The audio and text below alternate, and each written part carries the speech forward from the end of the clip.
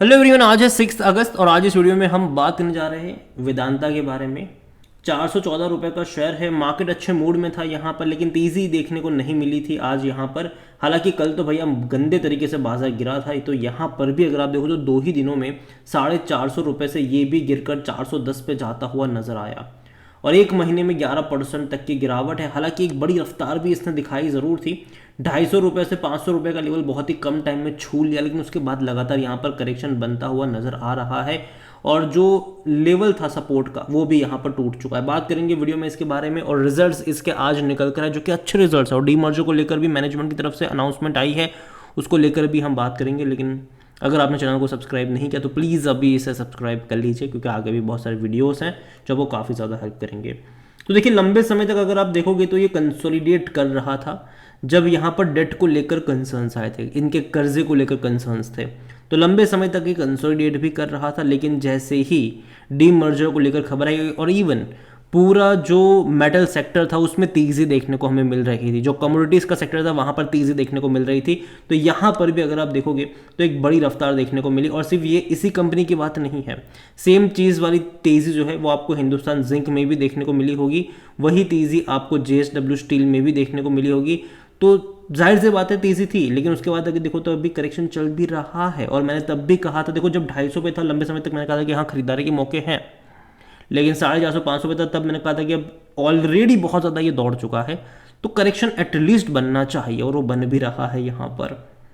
लेकिन मुझे लगता है कि लॉन्ग टर्म में न्यूज़ के ऊपर बहुत कुछ डिपेंड करेगा। कुछ अच्छी खबर भी है, कुछ बुरी खबर भी है, बात करेंगे वीडियो में उसको लेकर भी। तो सबसे पहले अच्छी खबर देखें तो यहाँ पर इनके रिजल्ट जो आए हैं वो अच्छे हैं, उतने बुरे नहीं हैं। स्पेसिफिकली प्रॉफिट वाइज में काफ़ी अच्छा इंप्रूवमेंट यहाँ पर दिखाया है। जो इनकम इनकी हुई है वो 36,700 करोड़ के आसपास की है, जो कि इससे पहले के क्वार्टर में 36,000 करोड़ के आसपास की थी और इवन पिछले साल 34,300 करोड़ की थी।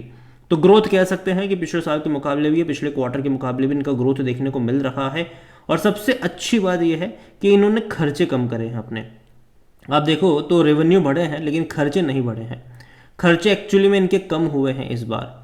यहाँ पर अगर खर्चा देखें तो 30,772 करोड़ के आसपास का खर्चा यहाँ पर हुआ है, जो कि इससे पहले के क्वार्टर में 32,900 करोड़ का था, सॉरी 31,900 करोड़ का था, और पिछले साल इसी क्वार्टर में 31,975 करोड़ का था। तो खर्चा इस बार कम हुआ है, जो कि अगेन मैं कहूँगा कि अच्छी बात है इनके लिए, काफ़ी अच्छी बात है। लेकिन उसमें भी कैच है।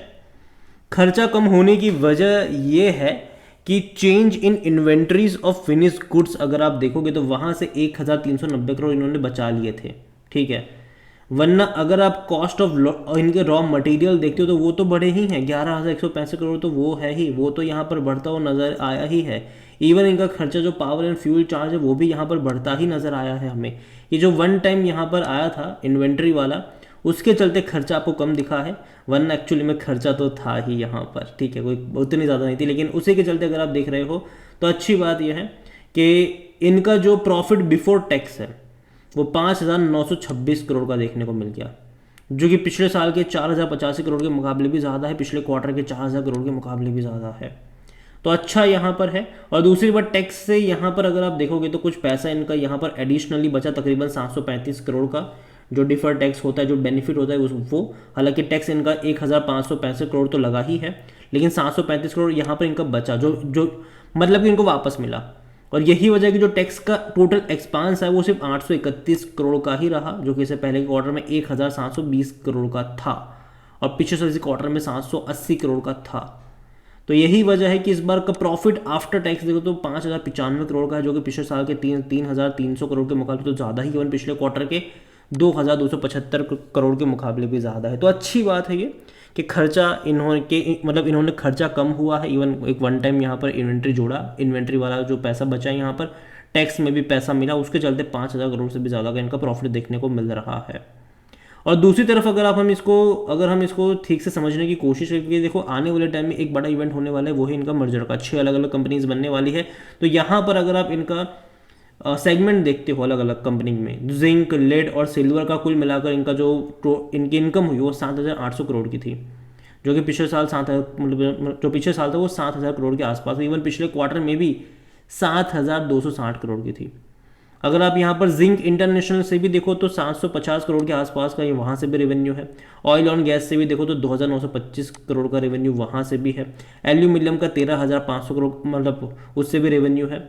कॉपर का 4,735 करोड़ के आसपास का रेवेन्यू है। आयरन और पावर की देखो तो वहाँ से भी अच्छे खासे रेवेन्यूज निकल कर आ रहे हैं इनके। हालांकि ये जितनी भी कंपनीज है आने आज नहीं तो कल सारी डीमर्ज होने वाली है, उसको लेकर भी बताया यहाँ पर यही गया है कि कंपनी डीमर्ज होगी, उसमें कोई शक की बात नहीं है। देखिए यहाँ पर जो कंपनी है उनकी तरफ से चीज़ बताई गई है कि company also said that it's demerge process is on the track and all required approvals इन्होंने ऑलरेडी मतलब यहाँ पर सारे के सारे जो अप्रूवल चाहिए वो इनको मिल गए हैं।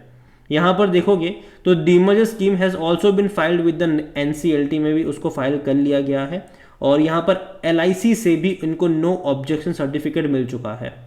ठीक है, एलआईसी ऑल्सो शेयर कि भैया हमें कोई ऑब्जेक्शन नहीं है, करो डीमर्ज। ठीक है, यहाँ पर जो कि अच्छी बात है। ठीक है, अच्छी बात है।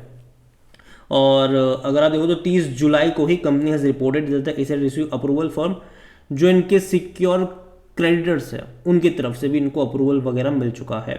6 अलग अलग कंपनी यहाँ पर बनने वाली है जो कि अच्छी बात है। इससे इतना ही नहीं, अभी पिछले महीने ही इन्होंने तकरीबन 8,500 करोड़ रुपए रेज करे हुए थे QIP के जरिए। ठीक है, QIP के जरिए इन्होंने पैसा ये रेज करा हुआ था और will use to release the pledge share holding. उसके जो इस्तेमाल होने वाला है उसका इस्तेमाल जो पैसा यहाँ पर आया उससे जो गिरवी शेयर्स थे उसको छुड़ाने के लिए इस्तेमाल होगा। It already release 4.60% of pledge equity of Hindustan Zinc. जो हिंदुस्तान जिंक की ऑलरेडी मतलब जो 6.5% की होल्डिंग थी वो इन्होंने छुड़ा ली है। लेकिन हाँ, अभी भी अगर आप डेट को लेकर देखोगे तो इनका डेट एक्चुअली में बढ़ गया है मार्च क्वार्टर के मुकाबले। जहां मार्च क्वार्टर में इनका जो कर्जा था वो तकरीबन 56,338 करोड़ का था, वो अभी बढ़कर 61,324 करोड़ के आसपास का है। तो यहाँ पर कर्जा एक्चुअली बढ़ गया है इनका। ठीक है, तो भैया कर्जा डेफिनेटली यहाँ पर बढ़ा ज़रूर है जो कि अच्छा साइन नहीं है इसके लिए। इनको अपने कर्जे कम करने पड़ेंगे और जो भी चीज़ें हैं यहाँ पर उसके लिए कंपनी लगातार कोशिश तो कर रही है, देखते हैं ये क्या हो पाएगा। और जहाँ तक वॉल्यूम्स देखें तो बड़ी क्वांटिटी में आज ट्रेडिंग भी हुई। 1,80,00,000 के आसपास के शेयर यहाँ पर ट्रेड होते नजर आए। कंपनी को लेकर अगर हम देखेंगे तो कंपनी में according to Moneycontrol user 100% लोग कह रहे खरीदारी करो, बेचने की बात कोई नहीं करे और मैं भी नहीं करूँगा। रीज़न ये है कि ऑलरेडी ये 20% तो गिर चुका है। 500 रुपये के लेवल से अगर आप देखो तो ऑलरेडी 20% का करेक्शन हमें यहाँ पर देखने को मिल चुका ही है। लेकिन अगर यहाँ से और गिरता है 400 रुपये के नीचे जाता है तो कहीं ना कहीं वहाँ पर एक बाइंग इंटरेस्ट जनरेट हो सकता है। यहाँ पर अगर इनके डिविडेंड के बारे में देखो तो अभी हाल फिलहाल में इन्होंने डिविडेंड भी अनाउंस करा था 4 रुपये पर शेयर का, और उससे पहले 11 रुपये का भी ये पे कर चुके हैं जो कि अच्छा डिविडेंड है। हालांकि इससे पहले के पिछले साल बहुत अच्छा और पे करा था, इससे पहले भी कुछ और अच्छा डिविडेंड पे ज़रूर करा था। उम्मीद करते हैं कि आगे भी और अच्छे डिविडेंड्स हमें यहाँ पर देखने को मिले, लेकिन पहले वाले नहीं मिलेंगे जो हमने देखे कि भैया साल में 50 रुपये 60 रुपये तक के डिविडेंड पे कर देते थे। तो वैसे डिविडेंड मुझे नहीं लगता कि पे करेंगे। रीज़न सिंपल सा है कि कंपनी अभी जो है वो लगातार कोशिश कर रही है कि भैया ज़्यादा पैसा कमाया जाए और डिविडेंड के थ्रू बहुत सारा पैसा भी अभी वेस्ट ना करा जाए। और उसका रीज़न ये है कि अगर कंपनी अपने डेट को चुका देगी, अभी भी देखो 1-2 साल तक डिविडेंड अच्छा मिलेगा आपको, ऐसा नहीं कि नहीं मिलेगा, लेकिन जिस दिन कंपनी के जो कर्जे हैं वो धीरे धीरे अगर चुकते हो जाते हैं फिर डिविडेंड कम हो जाएगा यहाँ पर, ये पॉसिबिलिटी ज़रूर रहेगी। और जहाँ तक बात करें इनके वैल्यूएशन को लेकर 38 का पी है जो कि थोड़ा सा महंगा है सेक्टर पी 31 के मुकाबले।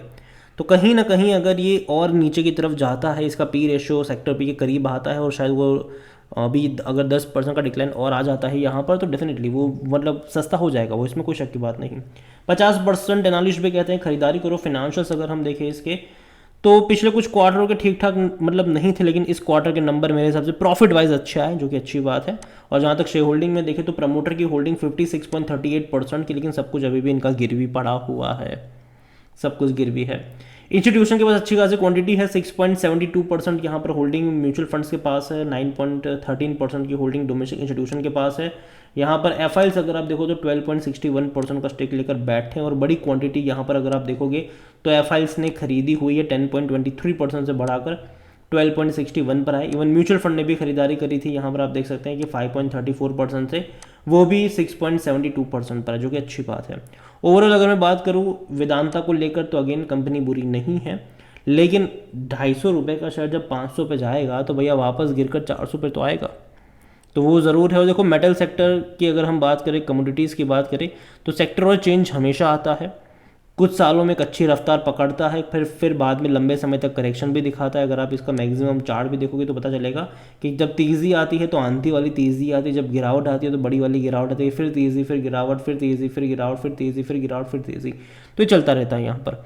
ओवरऑल मैं आपसे इतना ही कहूँगा कि नज़र रखिए इस कंपनी के ऊपर, और अगर 400 रुपये के नीचे जाता है तो कहीं ना कहीं यहाँ पर मौके बन सकते हैं। लेकिन हाँ, अगेन मौके अगर बनेंगे भी तो बाय ऑन डिप्स वाले बनेंगे, ना कि किसी एक लेवल पर बहुत सारे खरीदारी वाले, मतलब हर 10-15% के डिक्लाइन पर ऐड करने वाले मौके। और लॉन्ग टर्म का जो नज़रिया है वो आपका यहाँ पर होना चाहिए। मैं अभी भी एक्सपेक्ट कर रहा हूँ कि शायद थोड़ा सा और डिक्लाइन यहाँ पर पॉसिबल है, उसके बाद यहाँ पर आपको तेज़ी देखने को मिलेगी। और हाँ, खबरों का बाजार गर्म रहेगा, जब भी डीमर्जर को लेकर चीज़ आएगी, और अगर डीमर्जर हो जाती है भैया तो बहुत बेहतरीन होगा, वैल्यू अनलॉक तभी आपको यहाँ पर बड़ी वाली देखने को मिलेगी। अगेन ये मेरा पर्सनल ओपिनियन है, कोई भी इन्वेस्टमेंट एडवाइस नहीं है। ये वीडियो को यहीं पे एंड करता हूँ। पसंद आया हो तो लाइक करो, शेयर करो, चैनल में अगर आप पहली बार हैं तो प्लीज़ सब्सक्राइब करें। और वेदांता के बारे में आप क्या सोचते हैं वो भी आप मुझे कमेंट में लिख के बता सकते हैं। Thank you.